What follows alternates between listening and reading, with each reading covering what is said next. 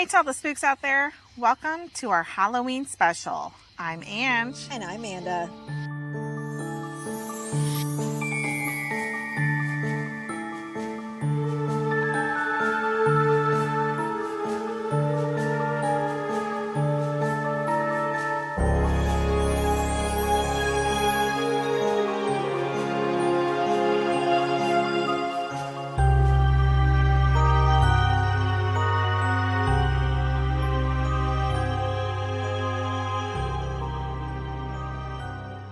Tonight, we've got the perfect spooky setup out here in the dark. Costumes on. Oops. Charcoal falling out. Charcoal falling out. And the moon lighting the way. No tricks this year, just treats. Though knowing us, there might be a few chills thrown in for good measure. We're taking turns diving into the legends and lore that swirl around Halloween night itself.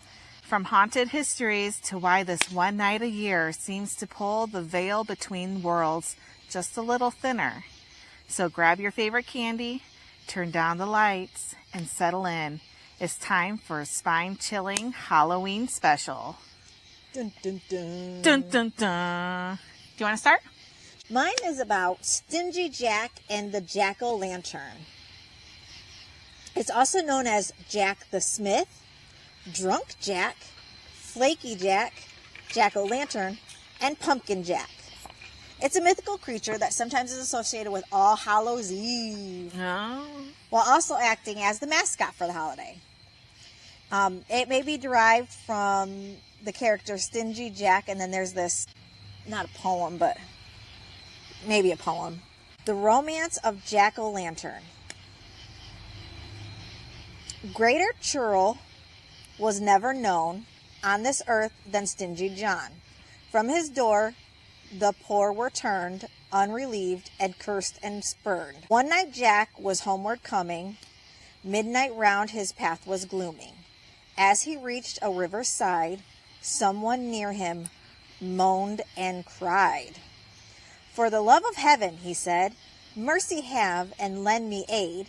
Wayworn traveler am I. Leave me here and I shall die. Stingy Jack's hard heart was touched. Quick the stranger he approached, raised him upon his mare, brought him home and fed him there. Ah.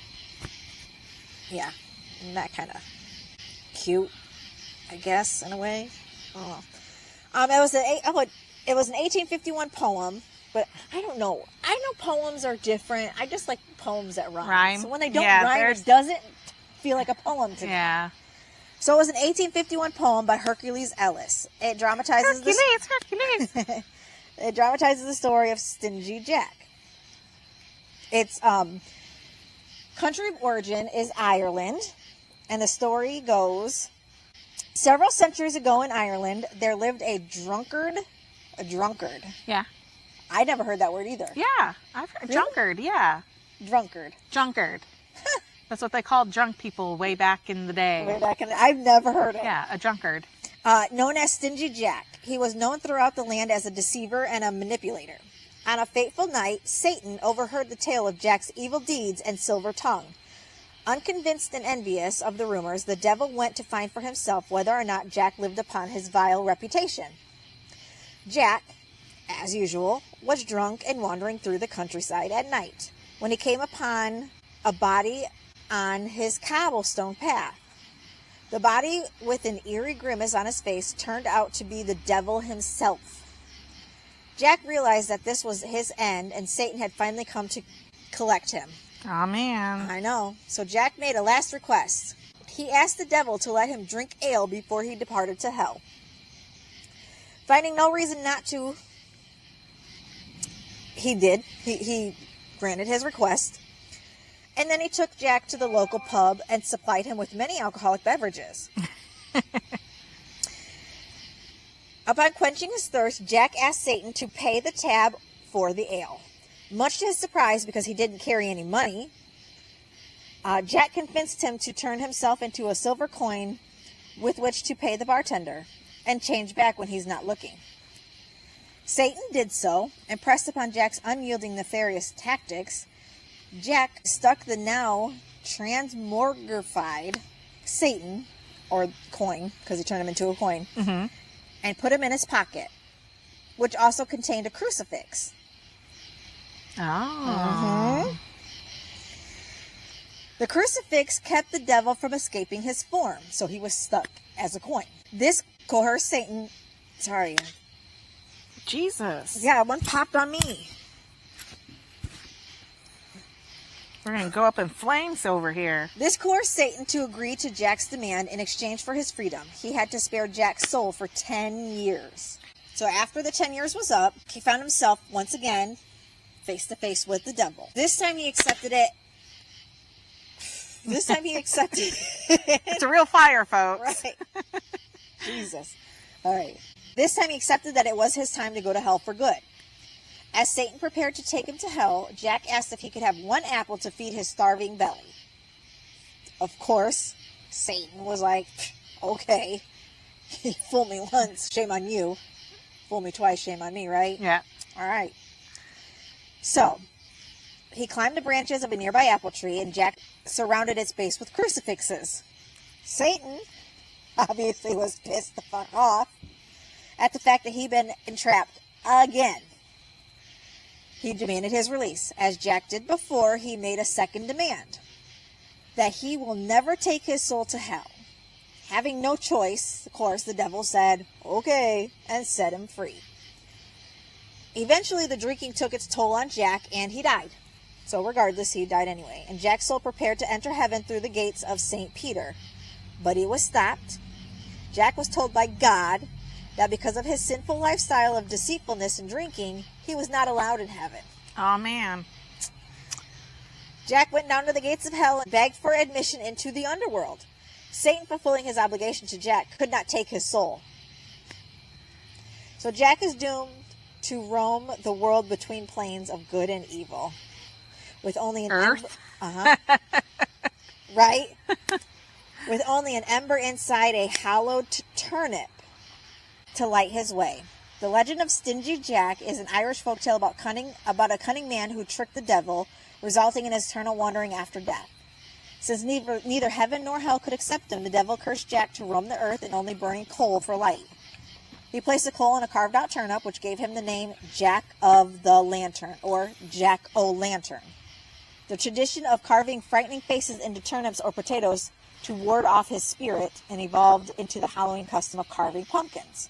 The original tradition, in Ireland and Scotland, people carved menacing faces into turnips and potatoes and placed them on their doorsteps to ward off Jack's spirit and other malevolent entities. When the Irish immigrants came to America, they found that pumpkins were much more abundant and easier to carve than turnips. Yeah, I'd imagine. Yeah.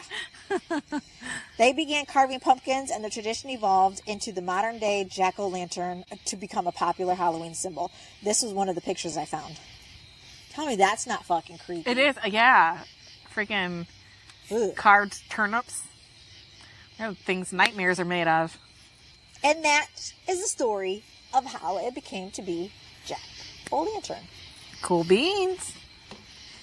I have the Samhain spirits. Okay. In the ancient Celtic calendar, Samhain marked the end of summer and the harvest season, ushering in the long, dark stretch of winter. It stood opposite Beltane, celebrated on May 1st, later rebranded by the church as May Day, which welcomed spring and the rebirth of nature.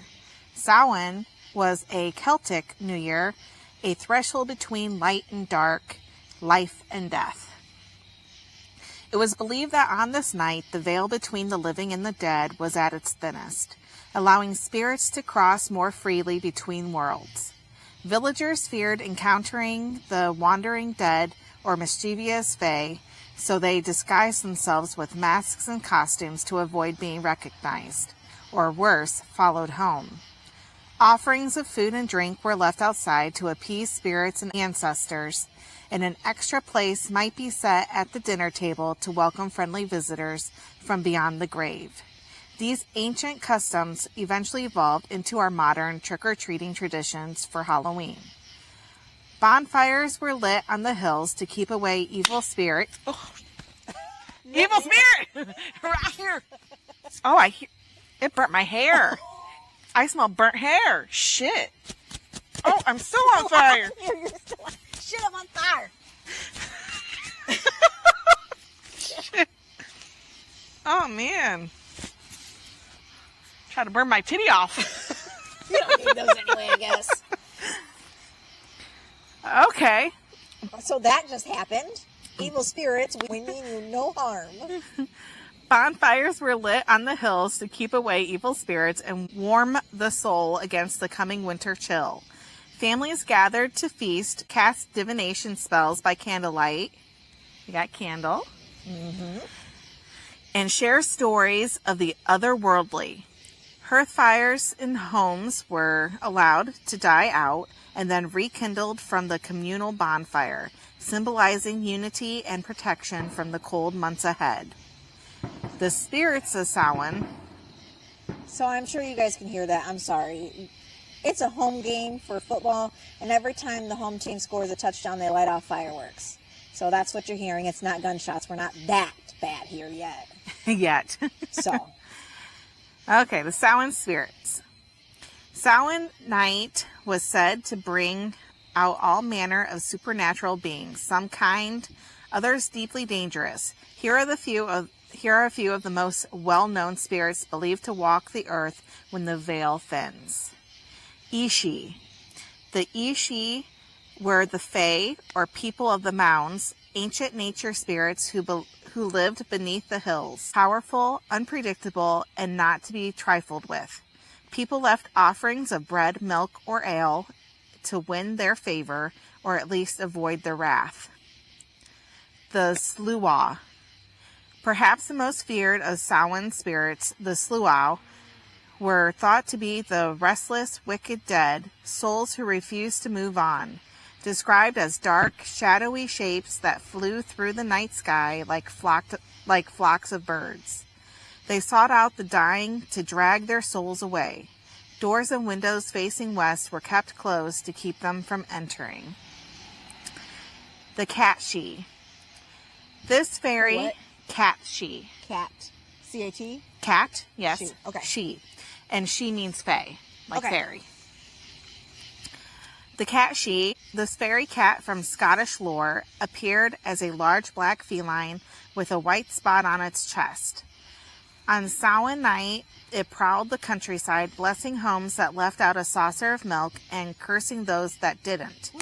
A house that forgot the offering risked having its cow's milk dry up or worse. So they only put it out on Halloween? Yes. Okay, because Mike's cat, his outdoor barn cat, is black with a white patch on his chest. Uh-huh.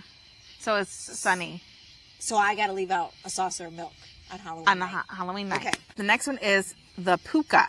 Ooh. The Puka was a shapeshifter known for its mischief. It could appear as a dark horse, goat, or even a man with animal features. The Puka was known to spoil crops left in the fields after harvest, so farmers offered the last of their yield to appease it, a tradition called the Puka Share. Despite its trickster nature, the Puka could also bring good fortune to those who treated it respectfully. The Dullahan. The Dullahan was one of the most terrifying beings said to ride on Samhain night, a headless horseman carrying his own severed head beneath one arm. His eyes glowed like candles in the dark, and whenever he stopped riding, death soon followed. He was seen as a grim messenger of fate, announcing the names of those whose time had come. The Will-o'-the-Wisps, which were in Brave, right? Yeah. The Will-o'-the-Wisps. Also known as corpse candles, these eerie lights flickered over marshes and bogs, luring travelers off safe paths. Some believed they were spirits of the unbaptized dead, while others saw them as tricks played by the Ishi. Either way, following their glow rarely ended well, which is the opposite of what happened in Brave. I was going to say, that's not what happened in Brave. Yeah, they helped her in Brave. The Kalyak. The Kalyak. Known as the Winter Hag or Veiled One. The Kalyak And I tried listening to the pronunciations of these so I wouldn't mess them up, and they really emphasize the sound. Yeah. You gotta just get some in your throat? The Kalia was an ancient goddess of the cold and decay that followed Samhain. As the year died, she was said to awaken and take her place as the ruler of the dark half of the year, ushering in frost, storms, and snow. Samhain was not just a night, it was a 3-day festival filled with fire, feasting, and fortune-telling. Attendance was considered mandatory in ancient Celtic communities, and breaking the peace during these sacred days could anger the gods. When Christianity began spreading across Ireland and Scotland, the church attempted to absorb these old festivals rather than abolish them. In the 5th century, Pope Boniface IV moved the Feast of All Saints to May 13th, but the October fire festivals continued.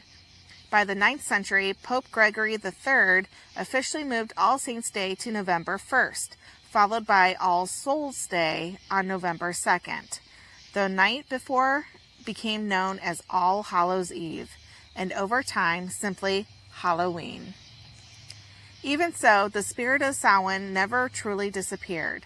It survived beneath the surface of new beliefs, carried on in whispers and customs that still linger today.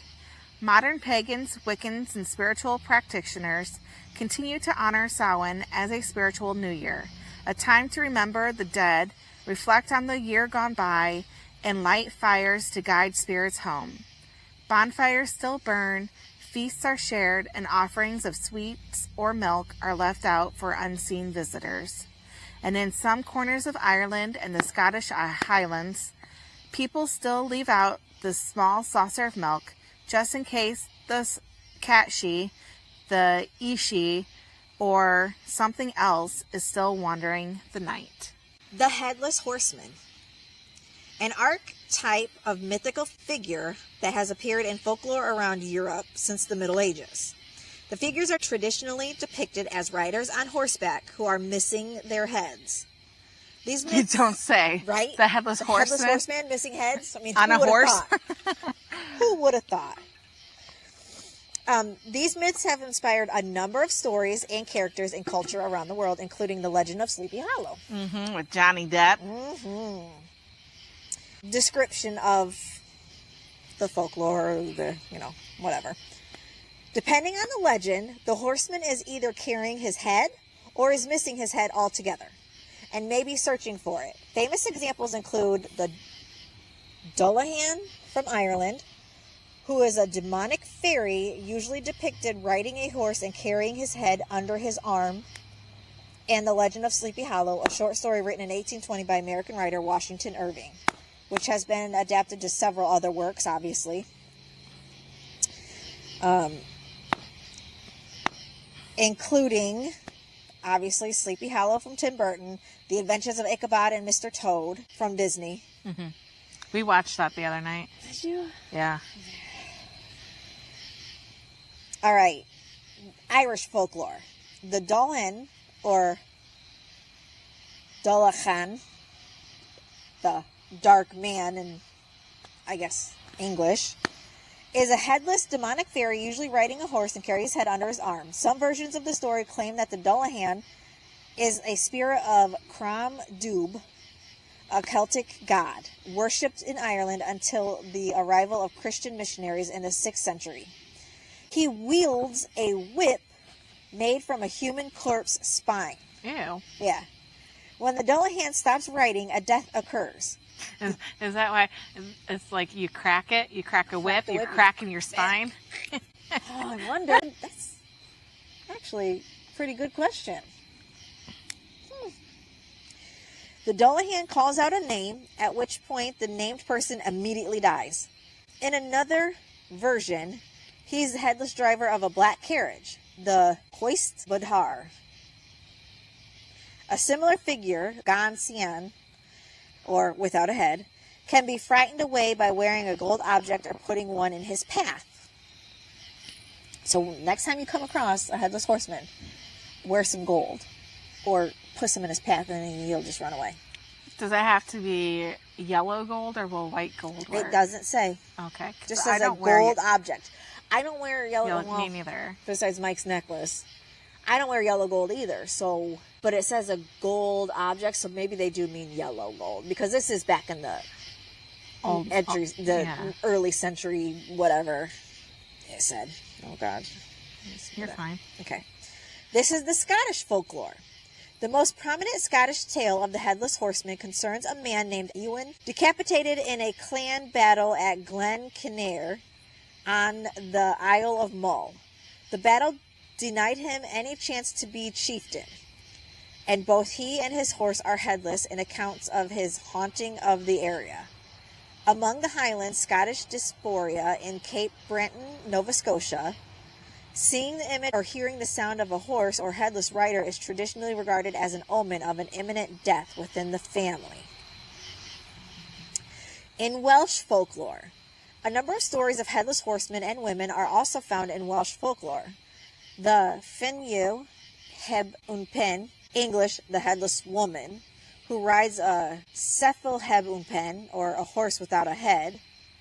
Bryn Hall in, I don't know how to say these, Yanamawadui. Sorry, guys. Don't worry about it. Just, I can't.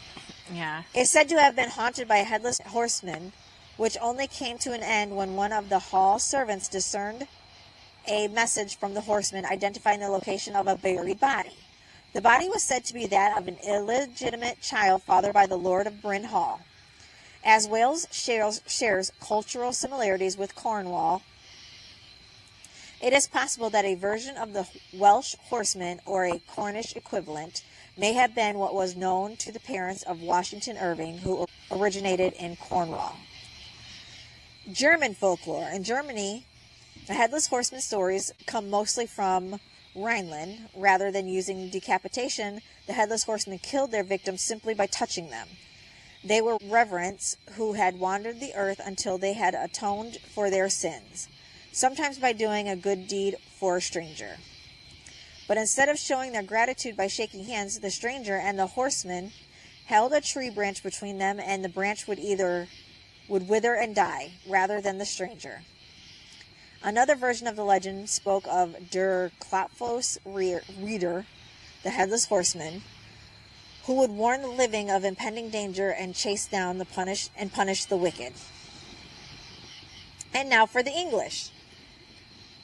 Dartmoor, an area in England's Ceremonial County, Devon, is said to be haunted by a headless rider, an Arthurian legend, a figure known as the Green Knight, before King Arthur's court, and challenged one man to come forward and strike him with his axe, warning them that he would strike them with the same blow in a year. Gawain, Arthur's nephew, accepted the challenge and beheaded the knight, who proceeded to retrieve his head and remind Gawain to meet him at the Green Chapel to fulfill his half of the challenge. And finally, the American folklore. In southern Texas, stories of a figure known as El Muerto have circulated since the mid-1800s. El Muerto is said to have dangled his head from his saddle, and his horse is variably said to produce lightning from its hooves as they strike the ground. It's been speculated that this particular iteration of the Headless Horseman was based on another legend in which a man was captured and beheaded for stealing horses. The man was then made an example when his killers tied his decapitated body to a wild horse, tied his head to the pommel of the saddle, and sent the horse on its way. Huh? That's it for the Headless Horseman. I've got Dance Macabre. The Dance Macabre, or Dance of Death, is one of the most haunting artistic traditions to emerge from medieval Europe. It imagines death not as a quiet end, but as a lively, mocking figure who summons people from every rank and station to join an eternal dance to the grave. Kings, popes, peasants, children, no one escapes the call. The imagery is both darkly humorous and deeply unsettling, reminding audiences that no crown or title can shield them from mortality. These works served as memento mori, or reminders of death, urging people to reflect on life's fragility and the futility of earthly pride. Many scholars believe the concept began as part of religious sermons, later inspiring visual art. One of the earliest known depictions was a mural painted around 1424 to 1425 at the Holy Innocents Cemetery in Paris, though that original work has long since vanished. Centuries later, in 1874, French composer Camille Saint-Saëns reimagined the theme in his famous orchestral tone poem Danse Macabre. Do you say Op or Op 40? How do you spell it? It's just OP period. It's an abbreviation for something. Let me see. I say op. Op 40. But I don't know what that means. Me neither. Premiering in 1875, the piece evokes Death himself playing a violin under the midnight sky as skeletons rise from their graves to dance until dawn. Ooh. The dance of death emerged from a culture steeped in religion and preoccupied with the afterlife. You know what? Sorry, you know what that reminds me of? That one. Lady Gaga? No, the one Mickey Mouse. Really old Mickey Mouse episode where the skeletons are dancing. Oh, yeah. You know, like the black cats on the wall. Yeah. Yeah. I was thinking of the Lady Gaga Dance Until I Die. Oh, no. The new one from Wednesday. No.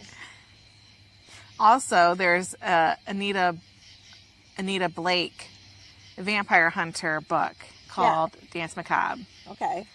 That's I've heard a of dance Anita Blake club. I just didn't know it. It's a really good series. There's like 28 books.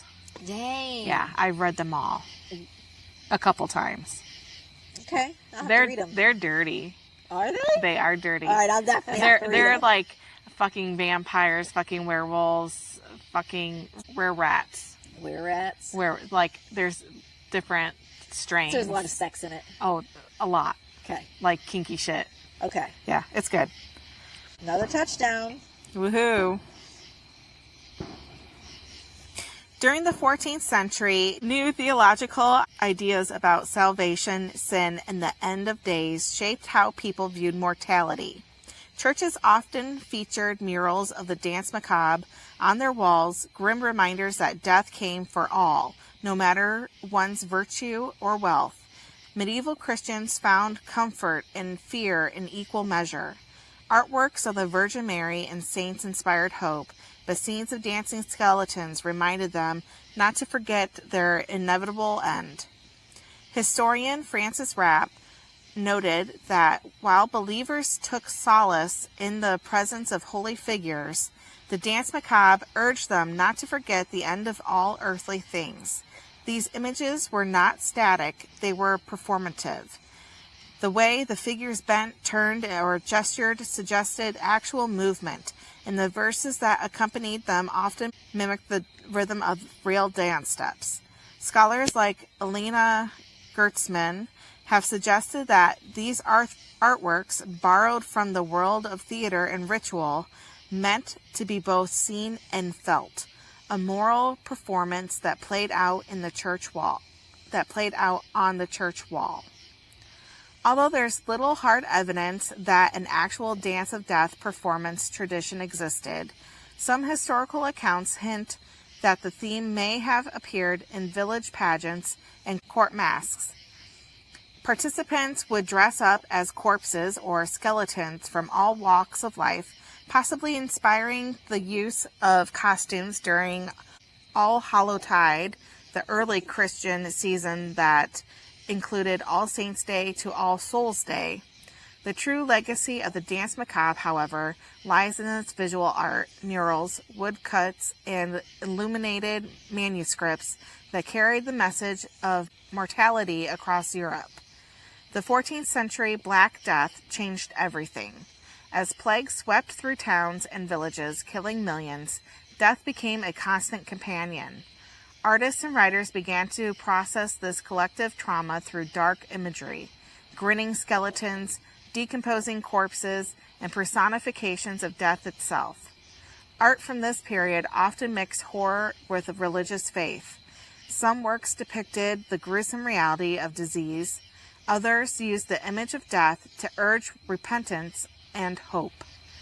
Historian Anne-Louise des Armaux, something like that, described Plague era art as a window into the human psyche, a reflection of both fear and the desperate need to find meaning in suffering. Even centuries later, outbreaks of cholera and other epidemics revived interest in dance macabre. Artists continued to explore how death haunted society, not just as a physical reality, but as a lingering shadow that shaped culture, morality, and art. The dance macabre became one of the most enduring symbols of its age because it captured a universal truth. Death does not discriminate. Whether saint or sinner, emperor or farmer, all must eventually join the same dance. Its influence reached far beyond medieval frescoes. The image of a skeleton with a scythe, the modern Grim Reaper, grew out of these very depictions. From poetry to symphonies to modern cinema, echoes of the dance macabre continue to remind us that no matter how different our lives may be, the final dance is one we all share. That's really true. Yeah. And every time you, I've never said this before, every time you say cholera, like, because we've had other episodes that we've had, people died of cholera, whatever. Have you ever seen that show Ghosts? Probably. It's a TV series. Oh, then no. Okay. It's a TV series called Ghosts. It's a comedy. This girl gets shocked. They buy this old... No, they don't buy. They inherited from her distant aunt, and she didn't know she had any relatives, this really old, like, mansion-style house from, like, the 1800s. Like, beautiful house. A little bit run down, so they're fixing it up. She gets shocked, and she dies for a minute. But she comes back, and now she sees the ghosts that have died at that house. Ah. And they're funny. Like, one's a medieval lady, and she's older. And you would... I don't know their names, but she's in a lot of movies, too. And she's, like, all prim and proper, and she's like, oh, we don't do that. But then she fucking died. I don't remember how she died, but she's all, like, sniffing coke and shit. Oh, my. But she's all like, oh, I don't do that. And then she snorts coke. So, the basement people are all down there. They look like they're wearing, like, potato bags, and they all died of cholera. So one of the girls comes upstairs because she's the messenger for the downstairs people, and she's like, what, you don't like me because I died of cholera? And she's all like, you can't get it now. And, like, everything was like, oh, because we have cholera? Like, I don't know. You have to watch it. I was cracking up. So every time you say cholera, I think of her. And she's the one that has the really raspy voice.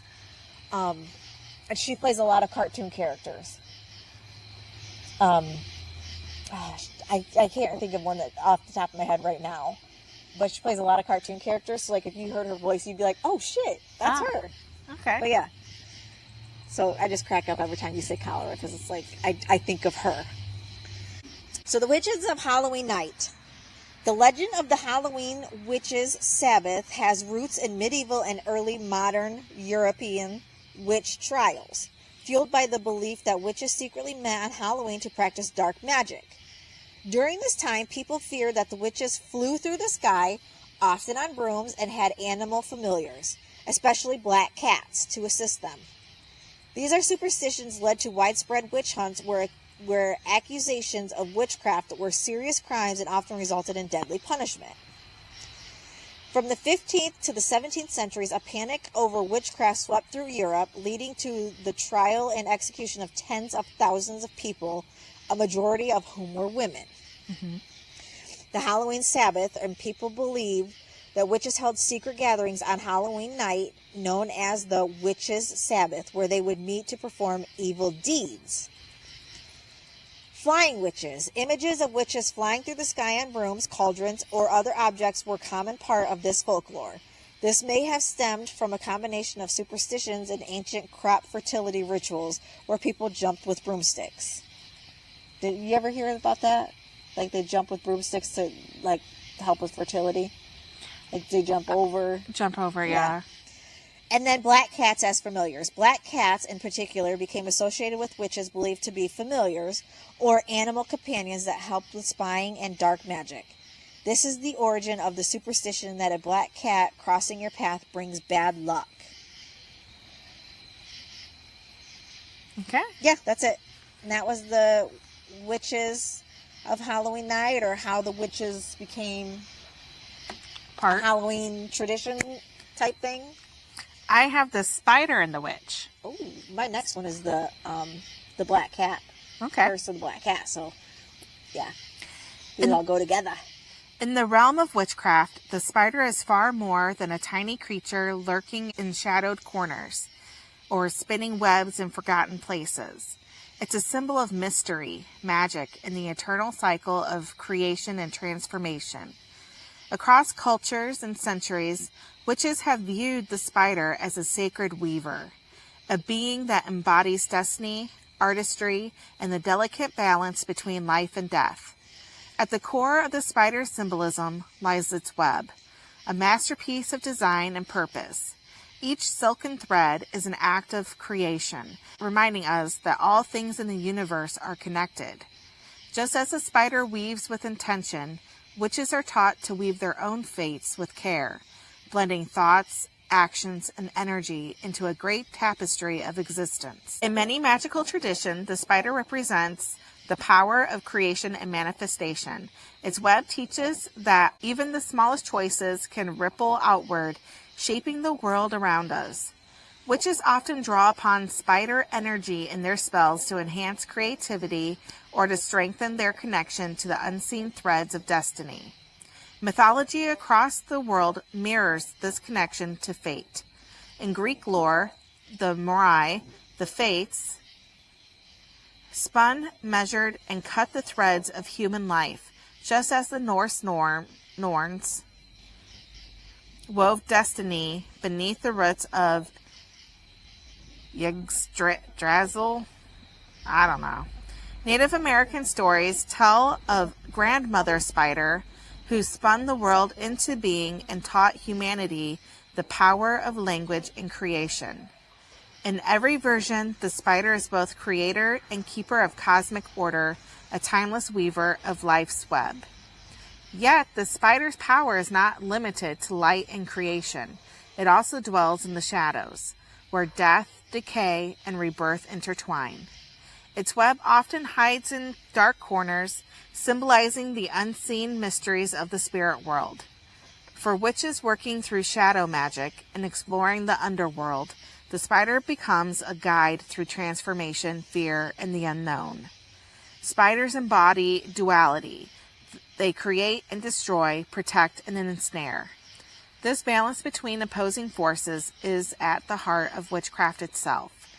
They teach that to embrace the light, we must also understand the darkness. To create, we must sometimes unweave. Working with spider energy encourages introspection, balance, and acceptance of life's cyclical nature. To many witches, the spider serves as a spirit guide or totem animal, one that offers wisdom and protection. When the spider appears, it's often seen as a sign to examine the threads of your own life. What are you building? What needs to be released? Spiders remind us to move the patience and precision, to create with purpose, and to trust the web we are weaving. I don't feel so bad now. So it's not because I can't. It's because I don't want to. I have 2 spiders living in my bathroom, on my sink, where my soap is. I have these little containers that are for like Q-tips and floss and things like that. They have lids, and there's 2 spiders living, and they like, I still use the soap, but they put their web there, and they're just living there, and they're just hanging out. Ezra's like, are you going to kill them? And I'm like, nah, I don't think so. I just let them hang out. We don't do spiders here. They've been there for probably about a week and a half now. Yeah. Aurora freaks out. I thought about killing them. Then I'm like, what are they doing really? I don't like spiders. They're not doing any harm. And they're killing other insects, so. I've made my fear known to Aurora, and now she's picked up that so I've been trying to be more brave around them and like just taking care of them myself. Mm-hmm. So she doesn't, I don't want her to pick up on my fears. Right. Like, she's going to have time to build her own. She doesn't need to be taking on all of mine. So I've been trying to be brave and be like, spiders, you know, look at the little jumping spider. We've watched videos of the little jumping spiders. I'm like, see how cute they are? And really, I'm like, Yeah. I mean, some of them are cute. That's a little bit over the reason why I haven't killed them yet either. But another reason why I haven't killed them is because I don't know how to kill them. Oh, we must have won. Must have won. Because they're in such a weird location that I can't just like smack it against the wall because it'll drop down behind the things. But then I can't just take those containers and smash them because what if I miss it and it crawls on my hand? Yeah. Like, I haven't figured out how to kill them yet, so I'm just like, they're not doing any harm. I mean, Ezra's the man of the house. He's not there. He's at his dad's. He noticed them. He did notice them. If he noticed them, them. Spiders. But he will. He will. But he'd prefer not to as well. So they're just hanging out now. In ritual work, spiders are associated with spells for creativity, manifestation, and protection. Their webs represent the vast network of energy that connects all living things, and witches may visualize themselves tugging on a single silken strand to shift the course of destiny. Spider imagery is also used in protection magic, symbolizing the ability to trap and neutralize harmful energies before they reach you. Because spiders are tied to the dark moon in the underworld, they are particularly powerful during the waning phase of the moon, the time for banishing, shadow work, and spiritual cleansing. Their quiet strength helps witches confront hidden fears and embrace transformation. To honor the spider is to honor the act of creation itself. It reminds us that we are constantly weaving, shaping our lives, our fates, and our magical paths. By inviting spider energy into your practice, you open yourself to lessons in patience, artistry, and balance. The spider whispers that every thread matters, every intention, every spell, every thought contributes to the larger design. When we understand this, we step into our own power as creators, weaving our destinies with the same quiet precision as the sacred spider herself. Yeah, I can see that. From this angle, the light is hitting your glasses right on your color iris and your pupils, so it looks like your eyes are just completely white. They are. Like you put in contacts and was like white eyes. Woo! Yeah, I don't like spiders, but I haven't figured out how to kill them yet. Can I suggest a can of Raid? No way, because it's right by my, like, what do you call it? Q-tips and stuff. And I know I can throw those away, but I also have, like, my, in that vicinity, it's inside the mirror, because I hate, and when you flush the toilet, yuck. So it's inside of something, but, like, still, my toothbrush and stuff are right there, too. And I'm just like, I don't know. I don't do spiders. No, I don't either. I don't like them. But, okay. The Black Cat Curse. It is a superstition rooted in the Middle Ages where black cats were seen as companions of witches or even the devil himself. The belief is that a black cat crossing your path brings bad luck. Although this is not a universal view, and many cultures consider black cats to be symbols of good fortune. The curse is not scientifically supported and lacks any truth. It stems from historical fears and superstitions that persist today. Origins of the curse for medieval Europe. During the Middle Ages, black cats become associated with witchcraft and evil. This was partly due to a belief that witches could transform into black cats. Pope Gregory IX. In the 13th century, Pope Gregory IX issued a decree against cats, specifically linking them to rituals and the devil, which further fueled the superstition. The symbols of misfortune. Consequently, the superstition grew that a black cat crossing one's path was an omen of bad luck, and that the cat was considered to be acting on behalf of a witch or the devil. Varying cultural beliefs. Good luck. Many cultures do not view black cats negatively. In ancient Egypt, they were revered as symbols of the goddess Bastet. In Scotland, England, and Ireland, a black cat crossing your path is considered good luck. In Japan, they're often given as wedding gifts to bring happiness, which would have been nice. Yes, we're a big black cat family over here. She just adopted another black cat. That makes 3. We've got Susu Watari, which we call Susu. Then we have Sunny, and then we just adopted Spooky, but Robbie wanted to name it Sauron from Lord of the Rings. I wanted to name it Salem. Yes. So Spooky it is. Spooky it is, so that's what Aurora wanted. Bad luck. Despite the good luck association in some cultures, the superstition of bad luck is still prevalent in others, such as parts of Germany. The curse today. Misfortune. The idea of the curse continues to exist today, largely due to its persistence in media and popular culture, where black cats are often portrayed as spooky or evil. The curse has no basis in reality and is entirely a superstition, and the superstition has a negative impact, particularly on black cats in shelters, making them harder to adopt due to unfounded fears. Isn't that sad? Yeah. I like black cats. Okay. I have vampires, which I am now rereading Twilight for the umpteenth time, but it's been a while. And I don't know if it's just because I'm more mature now, older, whatever. But Edward is one giant red flag. Yep. Like, okay, he disconnects her car so she can't go see Jacob. He has Alice, like, babysit her when he leaves so she can't go to La Push. He's just all sorts of controlling. He's a narcissist without the... Because he doesn't really talk much. So he doesn't really say... He doesn't really turn anything around on her. So, like, he's a narcissist without the argumentative part of it, I guess. And it just is, yeah. Like, everything he does is not for the better of the situation. Yeah. Okay, vampires. I'm Team Carlisle. I'm not... he looked weird in the movie. I think he was... They did him dirty with the makeup. You think so? I think so. I didn't find him attractive at all. Oh, I did. I thought Jasper was cute. He to be like... Look too skinny and bony and like...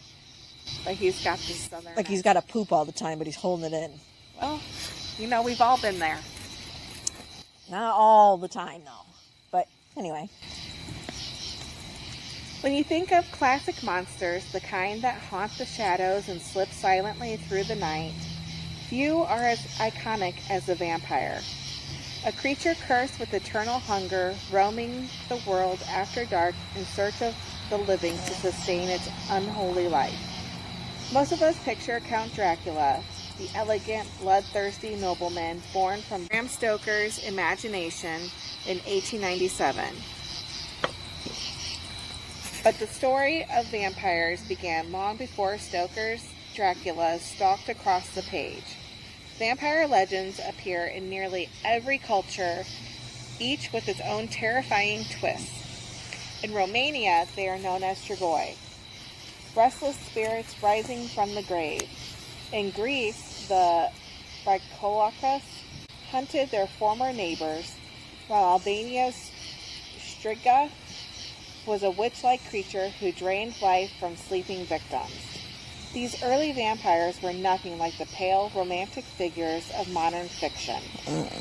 They were described as bloated corpses, dark-skinned and ruddy, still wrapped in burial shrouds, spreading disease and death wherever they wandered. I don't know about you, but that sounds pretty fucking sexy to me. Really? Mm-hmm. You want that? Oh, yeah. I don't know how I can... Like the smell of death to Oh, turn you on. that's fucking the most amazing smell ever. Mike should get you that one flower that smells. There's a flower? Yes, there's it only it only blooms every few years, or very, very infrequently does it bloom. And it smells like a rotting body. Oh. Yeah. No, thank you. People go to see it because there's not many of them, where you can go. Oh. Yeah. I don't think I... The man most often linked to the vampire myth is Vlad Dracula, better known as Vlad the Impaler. He ruled the 15th century Wallachia, now part of Romania, and his name alone inspired fear. He was said to have impaled thousands of his enemies, leaving forests of bodies on stakes as a warning to invaders. Some tales claim he dined among the dying, dipping bread into their blood. Ugh. Whether those stories were truth or political propaganda, they painted a picture dark enough to echo through history. When Bram Stoker sought inspiration for his fictional Count Dracula, a Transylvanian nobleman with a thirst for blood, it's no wonder Vlad's legend loomed in the background. The terror of vampires didn't remain in dusty castles or faraway folklore. It spread across Europe, gripping entire communities. During the Middle Ages, when plague and disease ravaged towns, the fear of the undead thrived.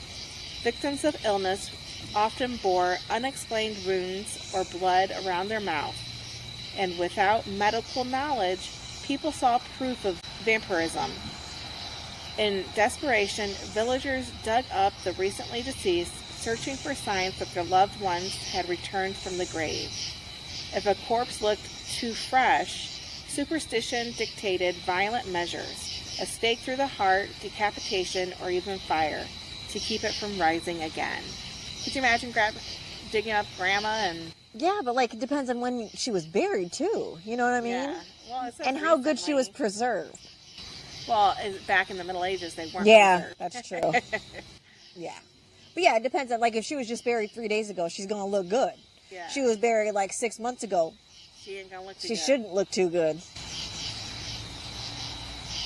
Modern scholars suggest that diseases such as porphyria, a rare blood disorder that causes extreme sensitivity to sunlight, or rabies, which heightens aggression and sensitivity.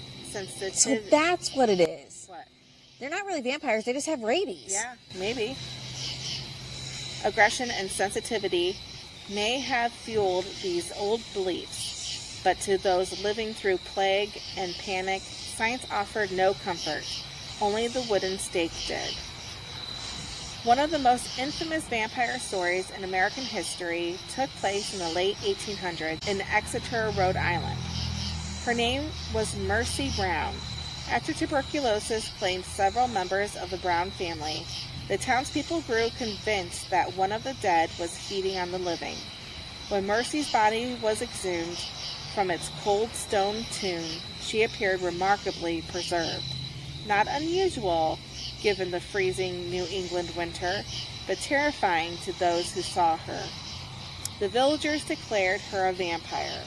They cut out her heart, burned it, and mixed the ashes into a potion for her ailing brother to drink. Ugh! Why? An attempt to break the curse. He soon died after. The tragedy of Mercy Brown became one of the last documented cases of vampire hysteria in America. Today, the vampire has transformed. No longer a creature of fear alone, it has become a symbol of mystery, desire, and immortality. Yet belief in vampires, in some form, never truly vanished. Modern communities of self-identified vampires exist across the world.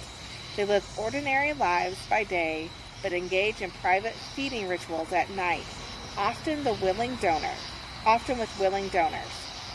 Yeah, I've seen documentaries on vampires where they'll go to parties or whatever, and they'll just do a little slit and then lick the blood off your hand or your neck or whatever, and claim to be vampires.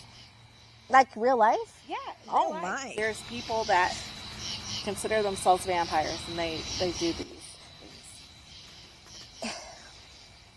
That's gross. But I can see, like, if I justify it, like, if it's a party and everybody comes in and they've been tested and they have their test results and says that they're clean, where they don't have hepatitis or AIDS or HIV or anything like that, I could probably get down with that. I mean, I wouldn't, but, like, if that was my thing, I could get down with it. But if you don't show me proof that you're clean and it had to be recent, like within the last couple days or week, Yeah. then I could, if not, I'm not doing it. I mean, I'm not doing it anyway, but I'm not doing it.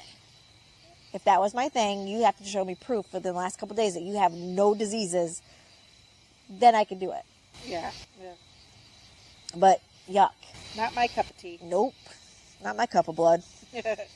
Not my goblet of blood.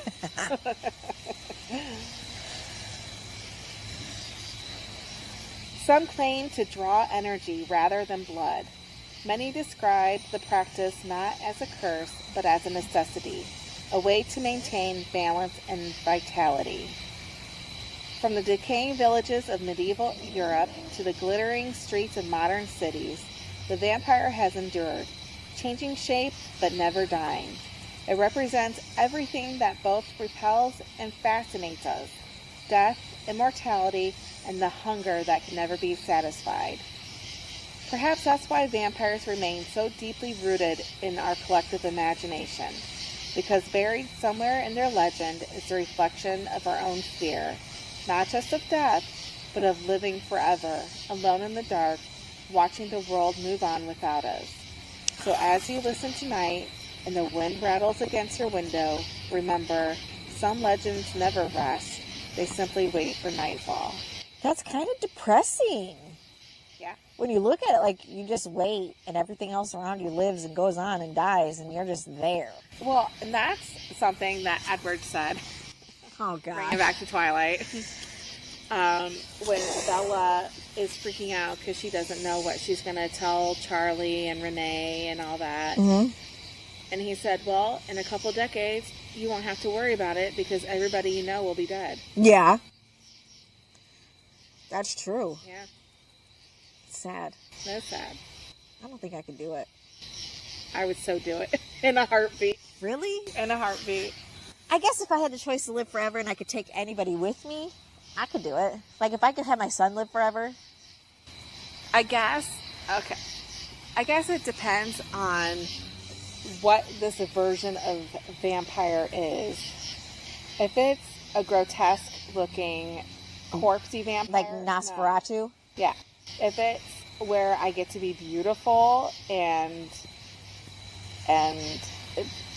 get to have lots of money and have powers. Heck yeah. In a heartbeat. Sign me up. Yeah. I thought I was on fire because this was like this. Yeah. I was like, oh, shit. Okay. The birth of trick-or-treating. Trick-or-treating is a traditional Halloween custom for children and adults in some countries. During the evening of Halloween on October 31st, people in costumes travel from house to house asking for treats with the phrase trick-or-treat. The treat is some form of sugar, candy, sweets. Some cultures it's money. Ooh. I know. Like, I need to know who that is. I wouldn't want to have to give it out too. No, we would be the ones trick-or-treating and our house light would be off. The only way to come in our house. The trick refers to a threat, usually idle, to perform mischief on the residents or their property if no treat is given. Some people signal that they are willing to hand out treats by putting up Halloween decorations outside their doors. Houses also leave their porch lights on as a universal indicator that they have candy. Some simply leave treats available on their porches for the children to take freely. That's what we do because we usually are trick-or-treating too. Yeah. Except it's different this year. Miles is on The Thursday. city is on Thursday and the Yeah. township is on Friday. Yeah. So, We always go to Buchanan, which is on Friday. oh, well, there you go. So you get to hand out candy this year. You can show Rory. Or you can just take her trick-or-treating. We always can. Well, we usually just put out a hole. But I know, but I'm saying, like, she can actually hand out the candy and see how that is. Or you could take her around here and then the next day take her to Buchanan. that's true. Yeah. Get two Two. things of candy. The history of trick-or-treating traces back to Scotland and Ireland, where the tradition of guising, going house to house at Halloween and putting on a small performance to be rewarded with food or treats. So, dance, puppet, dance. I would. For some candy. It goes back at least as far as the 16th century, as does the tradition of people wearing costumes at Halloween. There are many accounts from the 19th century Scotland and Ireland of people going house to house in costumes at Halloween, reciting verses in exchange for food, and sometimes warning of misfortune if they were not welcomed. In North America, the earliest known occurrence of guising is from 1898, when children were recorded as having done this in the province of British Columbia, Canada. The interjection, trick or treat, was then first recorded in the Canadian province of Ontario in 1917, while going house to house in costume has long been popular among the Scots and Irish. It is only in the 2000s that saying trick or treat has become common in Scotland and Ireland. Oh. Yeah. Prior to this, children in Ireland would commonly say, "Help the Halloween party," at the doors of homeowners. Okay. Help the Halloween party. The activity is prevalent in the Anglo-Saxon countries of the United Kingdom, Ireland, and the United States, and Canada. It also has extended into Mexico. In northwestern and central Mexico, the practice is called calaverita, Spanish diminutive for calavera, skull in English. And instead of trick or treat, the children ask, "Me da mi calaverita? Can you give me a little skull?"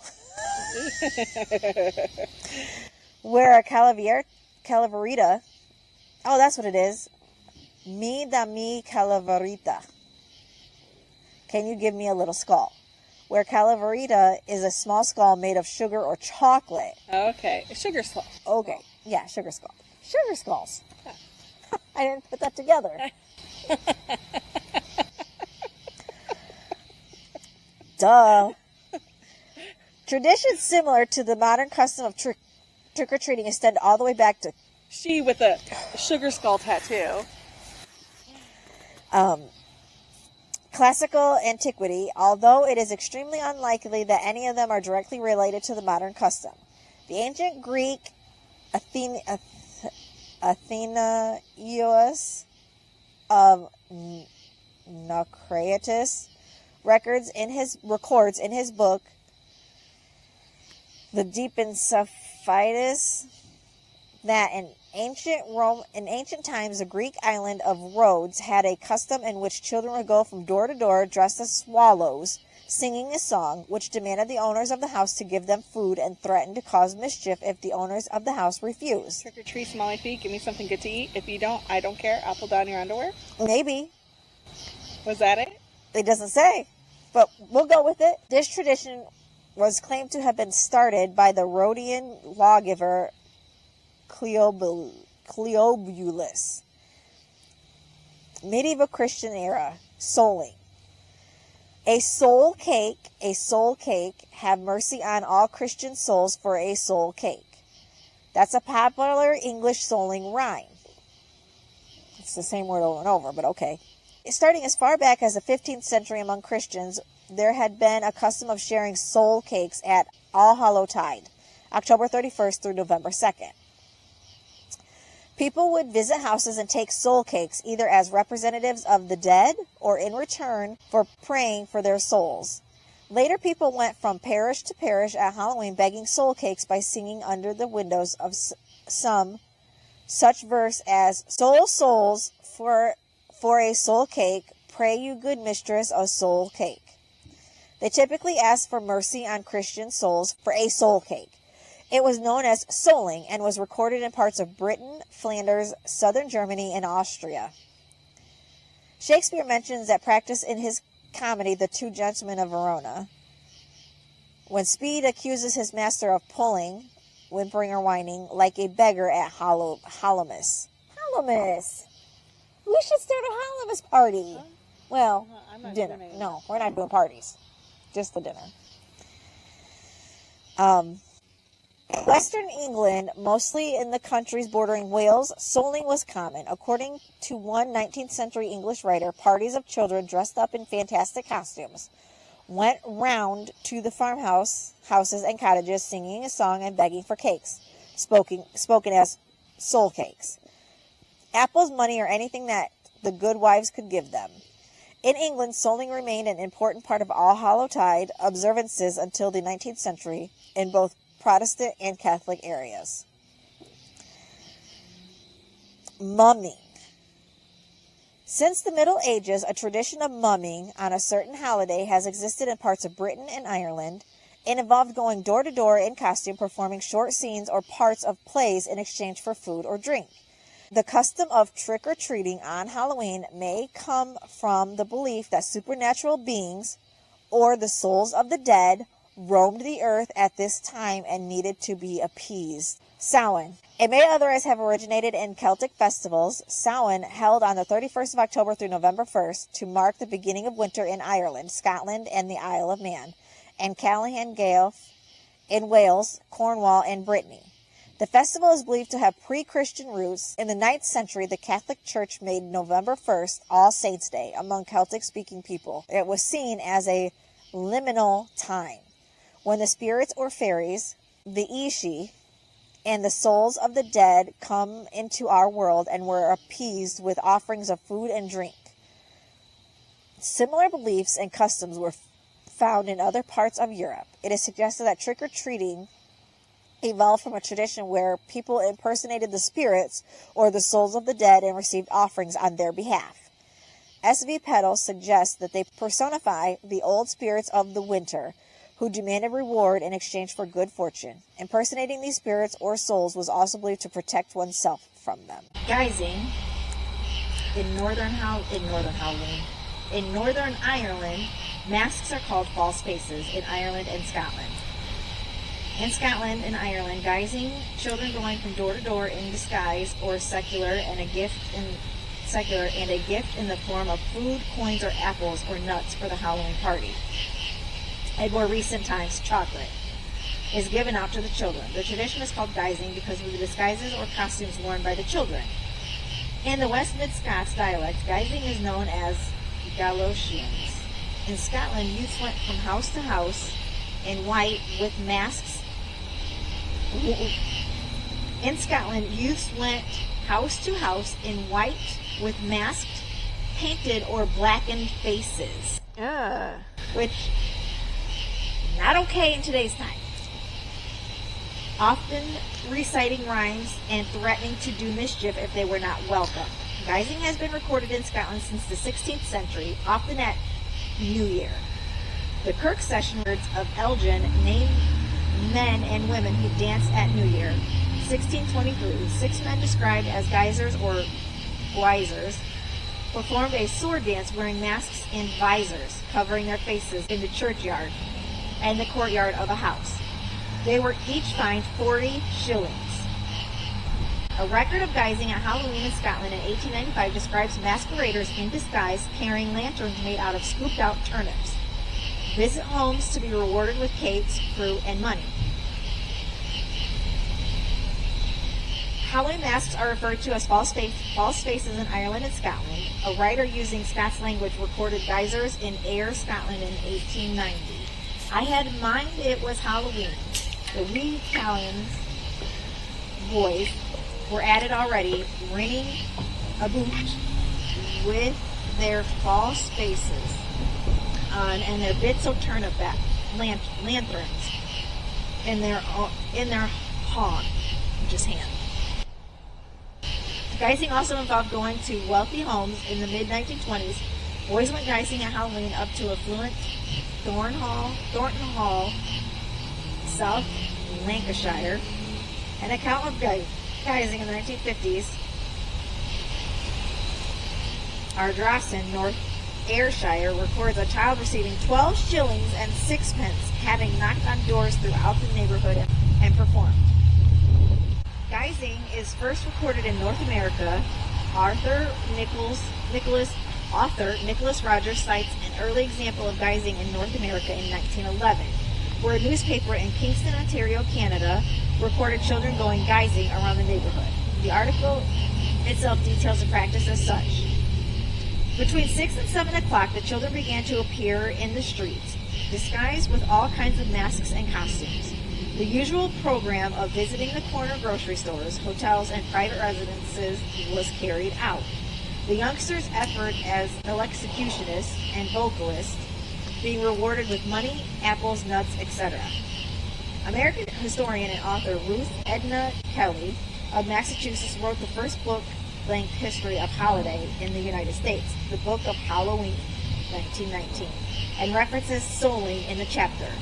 Halloween in America, the taste and Halloween festivals is now to study in old traditions and hold Scotch parties using Burns' poems Halloween as a guide, or to go a souling as the English use.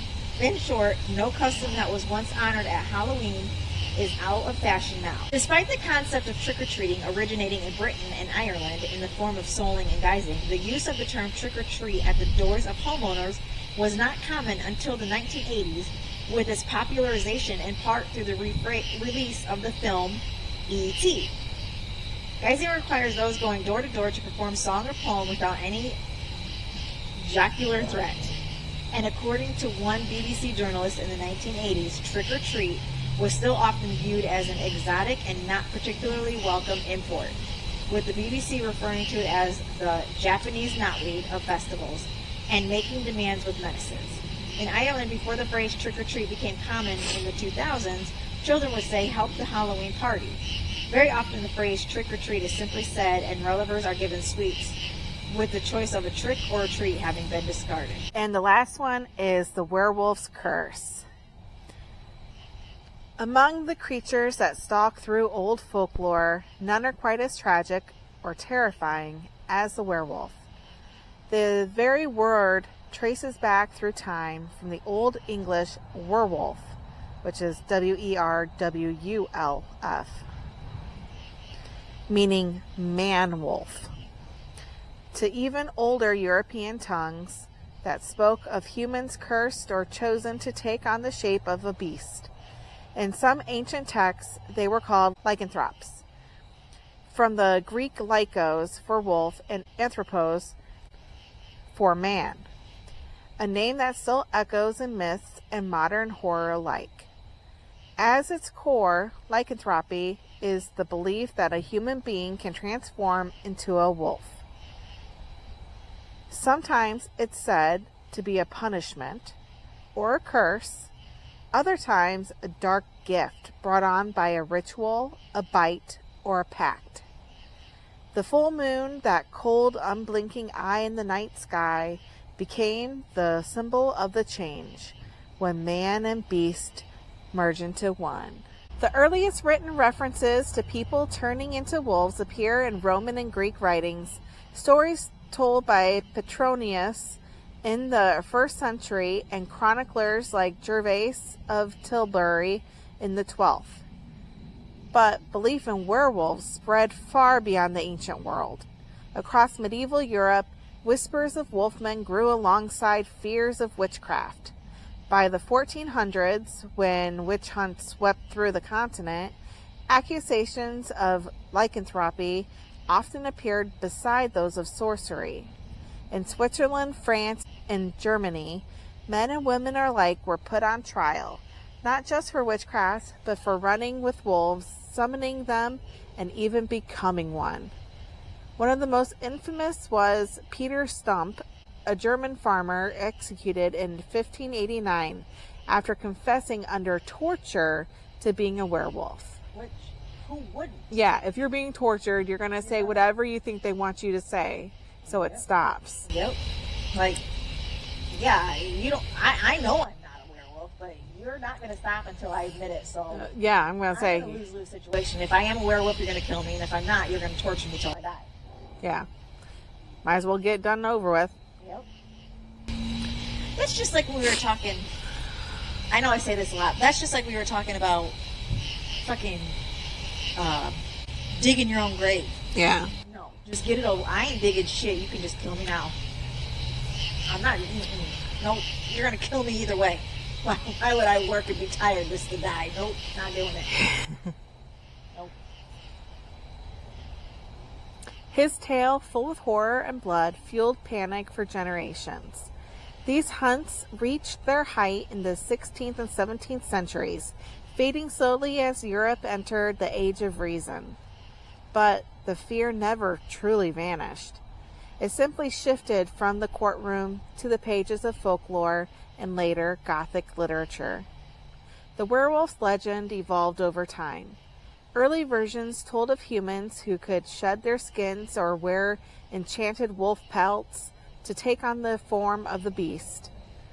Others described magic salves, devilish pacts, and even rituals performed under the moon.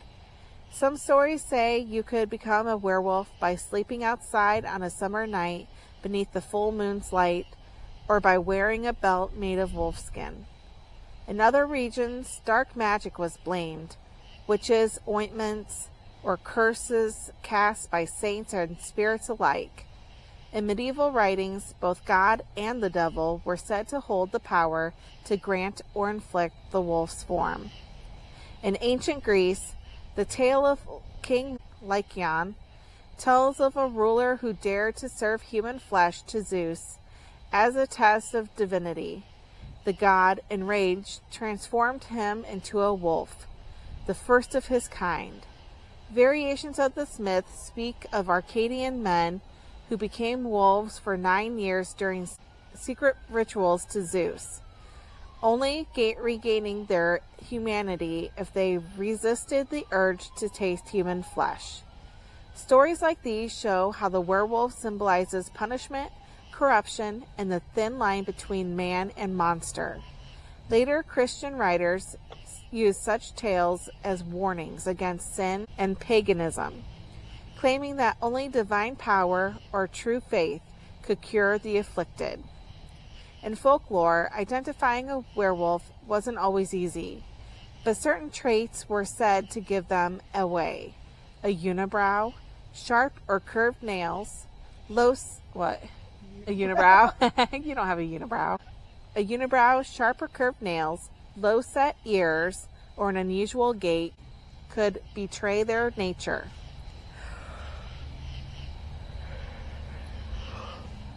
You can't yawn in the middle of you reading. Dude, I've been up since 2:30. How late did you get to sleep in? I didn't. I was up at fucking 4 o'clock.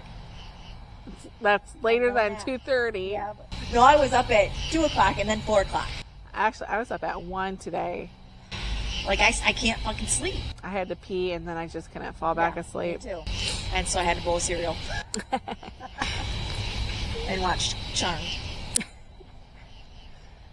Some superstitions claim that cutting into a suspected werewolf's flesh could reveal fur beneath the skin, or that bristles under the tongue marked the curse.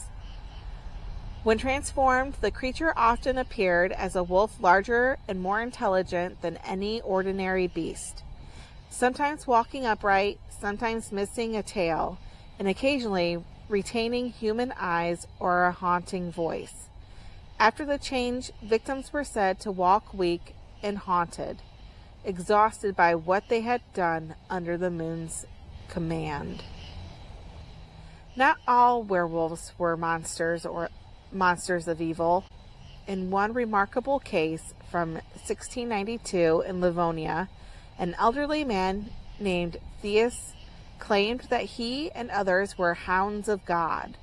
These werewolves, he swore, descended into hell to fight witches and demons, protecting the harvest from the devil's grasp. For his testimony, he was punished, but his story stands out as one of the few in which lycanthropy was seen as divine rather than demonic. Many cures for the curse of the wolf have been recorded through the ages. The ancient Greeks believed exhaustion could drive out the beast, forcing the afflicted to run or work until the spell broke. In medieval Europe, the cures ranged from the herbal to the horrific. Potions brewed with wolfsbane, exorcisms, or even striking the werewolf across the forehead with a knife. Some legends say that simply calling the cursed person by their Christian name 3 times could restore their humanity. Others held that conversion, prayer, or devotion to Saint Hubert, the patron saint of hunters, might offer protection or release. From the sacred mountains of Arcadia to the dark forests of medieval Europe, the legend of the werewolf has endured for centuries. It has transformed from a story of divine punishment to one of inner torment, a reflection of the beast within us all. Every culture that tells the story adds its own twist, but at its heart, lycanthropy speaks to something primal, the fear of losing control, of surrendering to the wild nature that hides beneath the skin. And as the full moon rises, maybe it's not hard to see why the ancient fear still howls in the back of our minds. Well, spooks, we've wandered through quite the haunted history tonight, from Stingy Jack carving his cursed lantern to the Headless Horseman riding through the mist. We've crossed paths with spirits, witches, black cats, and even the dance of death itself. We peeked into the old world of Samhain, where the veil thins and the spirits slip through, and followed the tricksters that turned ancient offerings into the treats we know today. We face the shadows of vampires and the howls of werewolves, the monsters that remind us that sometimes the scariest stories are reflections of ourselves. Each legend we've told carries a little piece of why we love this night. The magic, the mystery, the reminder that the world still holds things we can't quite explain. So, as the candles burn low and the last of the candy disappears, take a moment to look out into the dark and remember all the stories that walk beside us every Halloween night. Keep your lanterns lit, your black cats close, and your candy stash hidden from any wandering spirits. Until next time, spooks, stay curious, stay spooky, and keep it spine chilling. Bye. Happy Halloween!